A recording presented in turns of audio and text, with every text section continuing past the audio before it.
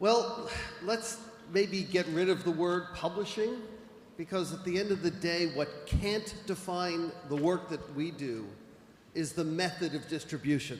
It's not about whether it's written with a quill pen or whether it's clipped to the to a bird that flies 100 miles, or whether it's spoken into a microphone.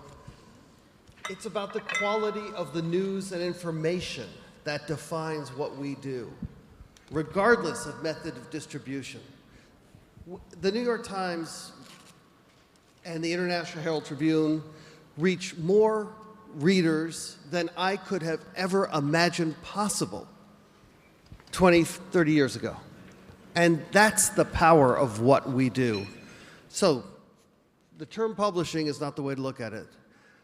Quality content, critical to keeping democracies vital, and that's our business. I see two fields.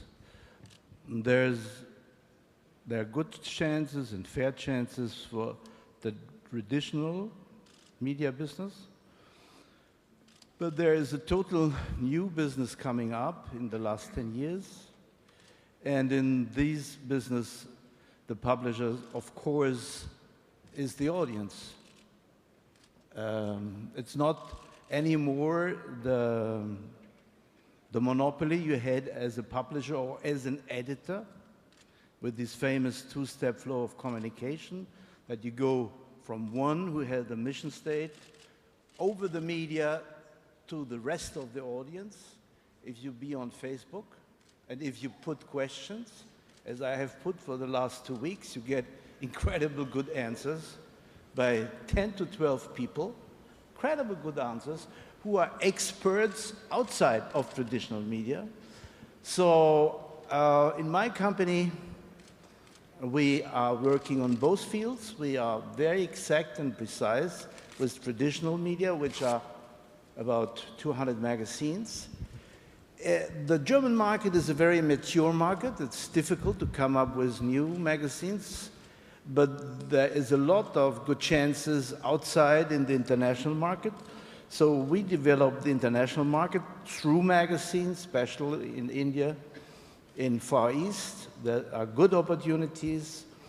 And so just to give you an idea about our revenues, we have in the traditional media, we have 30% of our revenues in traditional German media. We have 25% in international media, but we already have at the end of the year 35% in the new media. That means at the end of the year, the new media will overpass the national, not yet international and national. So, and it's much more on commerce than on advertising. The biggest Enttäuschung, what is Enttäuschung? Disappointment, was of course that we all believed that the revenue coming through Focus Online or other onlines could be compared to the revenue in advertising we get through print. And it's not more than a tenth. This has been the famous sentence with the lousy pennies I did here 2 years ago. So this is to answer the question of Yossi. The traditional publisher will be in the traditional media, but on the new media, it is on community, it is on experts, and there are so many people who have now the chance to expose themselves without traditional media. I think a lot of what you said is absolutely right, and the next big challenge for those of us in the journalism field is to better adapt to social media as we move, I think, and Eric, I think, is going to be here later tomorrow, right? He may disagree, as we move increasingly from search to social. So how to better integrate all of what we do into that world. And I'll just give one small factoid. A New York Times article is tweeted every 4 seconds, which is a pretty powerful thought. But we are going to increasingly do more of that. Now, you mentioned digital advertising and said it's 10% roughly. Ours is higher than that at the New York Times and growing dramatically. And as many of you in this room know, we are moving in some period of time, sometime this quarter, to a new model that will basically be a metered model for the web. So we are going to be building a circulation, if you will, a readership revenue base as well as advertising. But one of the joys, at least of where I sit at the Times, is that 80% of our major print advertisers, the top 50 advertisers, 80% of them now are in digital as well, directly, through us. So we have control of the relationship with our readers and control of the relationship with our advertisers, and that's a critical element of our success. Arthur, how do you see news when it has become a commodity? Say again? News, I mean, it's called newspaper. News, right. Has news become a commodity? To a certain degree, news has been a commodity since radio, really since the telegraph. There was a wonderful vignette of a New York publisher writing in his own paper, and I think it was the Herald, that he had just witnessed the death of newspapers. He said literature would survive, but newspapers were bound to fail. He had just met the telegraph. It was the 1850s. All right? Radio was going to kill newspapers. In fact, we were chatting backstage. A New York Times story, I'm embarrassed to report, said that radio was going to mean that no one was ever going to learn how to read again. Wrong. So there are increasingly methods of communicating that are very powerful, that are integrated, and that's great. And that's critical.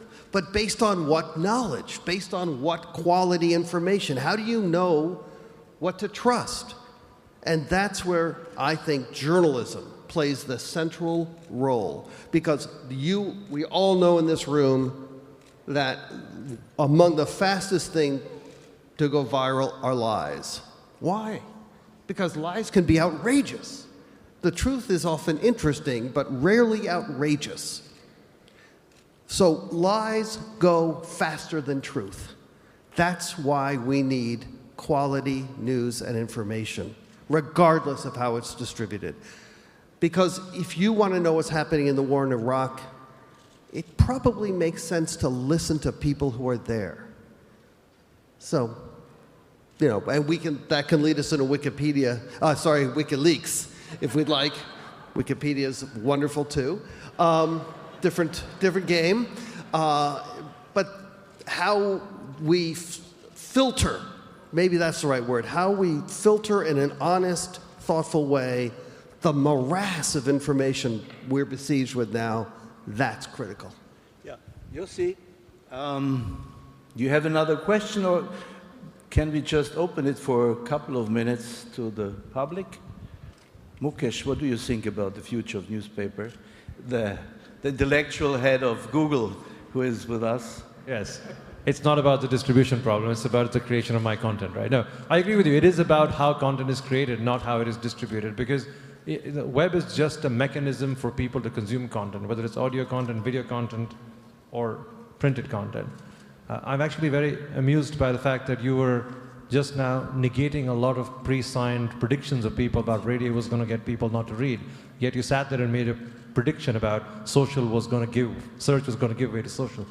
So I'll be interested to see what happens. Well, I'm prepared for my prediction to be totally wrong. Good. So am I. So we have one of the best publishers I know in Germany, one of the most successful, my friend Dirk Ippen, who... Yes, my statement would be very short, and I would like to quote Mark Twain. A newspaper in New York had opened the news that he had died, and Mark Twain famously answered, "Well, news about my funeral are highly exaggerated." So we all know Mark Twain did decease one day, but it's a long, long time. Here in Germany, we are still quite optimistic for local newspapers. And of course, we are trying to get the digital content also on the digital edge. But one question, Mr. Sulzberger, what is your opinion to the paid content model via iPad? What's my opinion on the paid content model? Well, I think one of the joys of the era we are in is the ability it gives all of us to try things, to learn, to test, to adapt. A couple of years ago, we did a paid version for a part of our content. We called it Time Select. It was the editorial op-ed writers, the Tom Friedmans and Nick Kristoffs and whatnot. And it was successful, but it didn't have the great growth potential that we think it needed. So we adapted, changed it, and now we're going to be introducing a metered model. What does a metered model mean? It means that it will not be a hard and fast wall. That search will enable you to come into the site, that you will be able to come into the site for a certain number of page views every month. That number has not yet been made public. It means that you will, at a certain level, be asked to pay either on a monthly basis or some other, not only on the web, but also on your mobile devices. And it's going to give a lot of ability, I think, to test, learn, and adapt. But what we have found in the app world, which is a world I think we all feel we're moving to, not entirely, sir, is that people are showing a willingness to pay for something that they feel is important. And sometimes that's a game, and sometimes that is a way of knowing what your restaurant reviews are, and sometimes that is quality journalism. And we believe that people, enough people, will pay, but that we will not cut ourselves off from the rest, because quite frankly, to cut yourself off from Google access is just crazy. We want to be part of the digital ecosystem, and that's critical to us. Yeah, question from the public, please.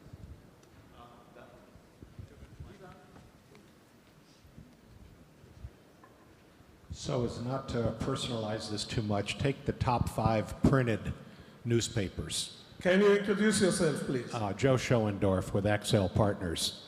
So I don't want this to be a personal question, but just take the top 5 printed newspapers. How far in the future do you think it is before economically they decide that doing a printed version, meaning newspaper, is no longer viable? I have learned not to give that kind of a prediction, somewhat painfully, and I'm not going to do it now. Let me just say this. We have a theory, a rule at the Times, that if you subscribe to the New York Times in print for 2 years or more, we've pretty much got you for life. That number was 650,000 a decade ago. It's now 800,000. 2 years or more loyalists has grown in the last 5-7 years. So I think print is going to be around a lot longer than most people do. But the point is, wherever people want us, we must be there. And that's our commitment, to be there on the devices, including paper. Is paper a device? No. In devices and paper for as long as people want. Schoendorf, I have a similar question. How long it will be before the last VC stands?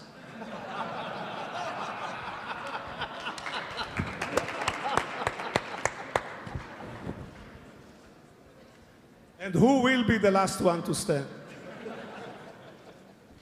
I hope as long as they're great entrepreneurs, there will be a few VCs left to make it go, Yossi. And based on what I see here, there are a lot of great entrepreneurs, so thank you.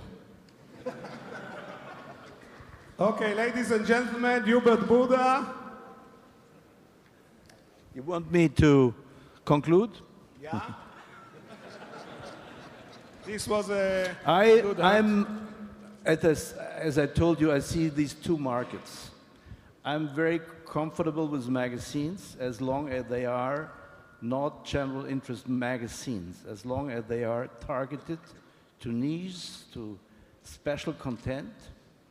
I believe very much in lifestyle, fashion, food, because people like to blätter, you know, in a magazine.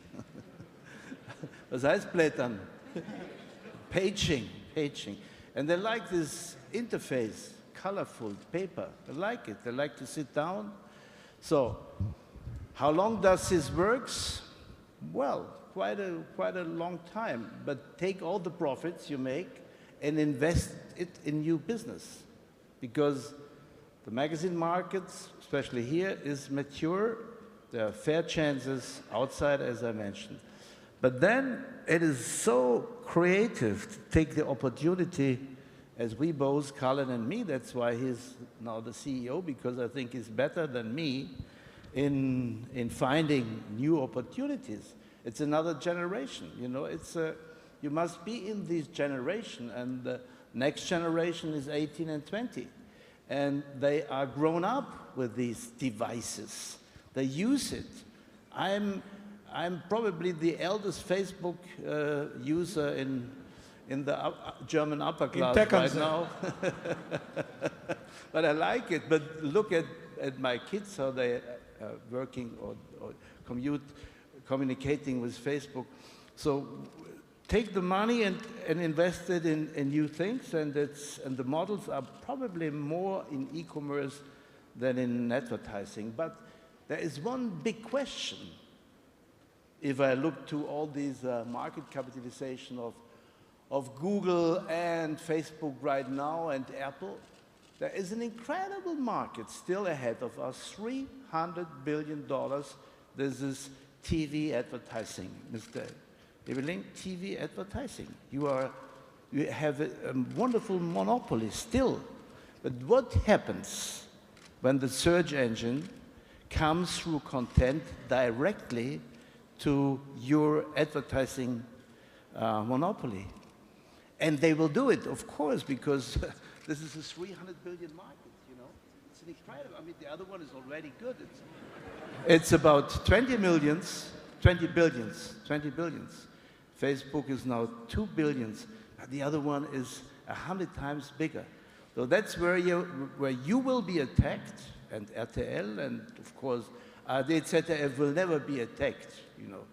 They have a subscription, sure, forever. Good. But this is what everybody is looking, what happened to display advertising. And when display advertising comes, maybe we get better pricing on the online. I would Thank you. suggest. Mr. Sulzberger, your last famous word.